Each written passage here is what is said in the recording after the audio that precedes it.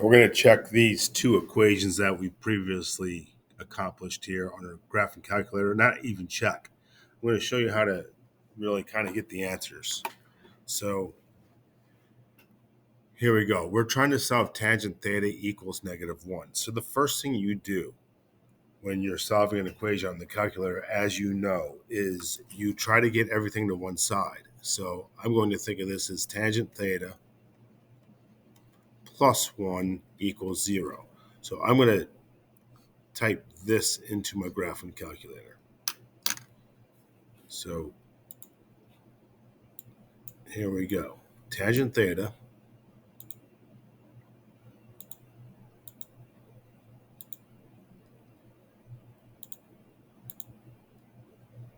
plus 1 and graph it.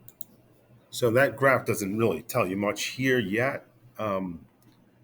But if you zoom trig,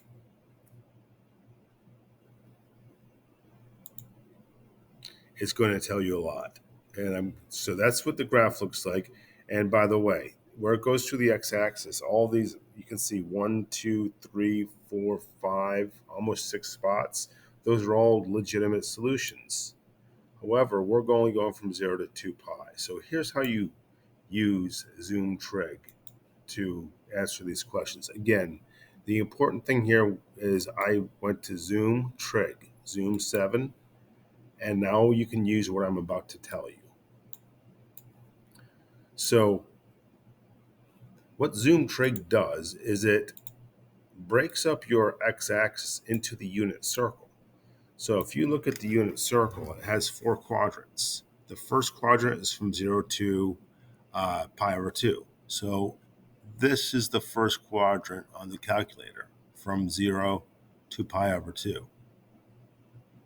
The next quadrant is from pi over 2 to pi, right here. So this is the next quadrant. So this was quadrant 1. This red one was quadrant 2, and so on. So the next one I'm going to put in blue, that's quadrant 3. And that's from pi to 3 pi over 2. And the last quadrant here is 4.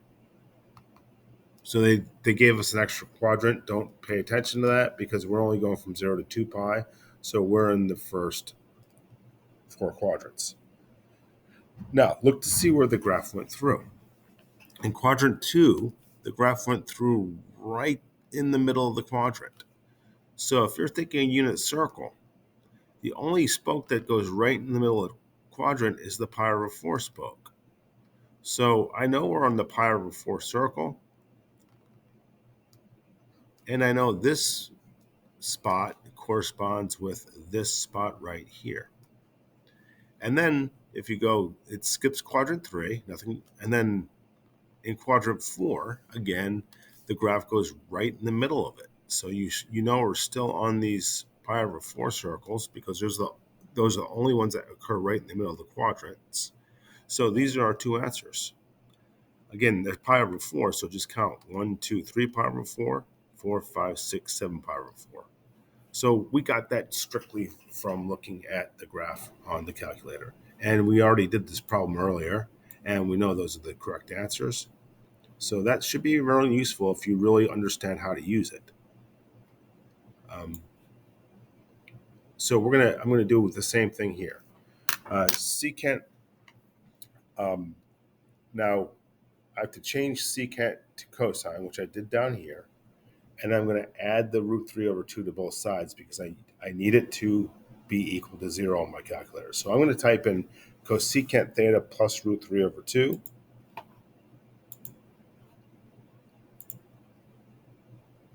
I think I said cosecant. I meant cosine of x, and then plus root 3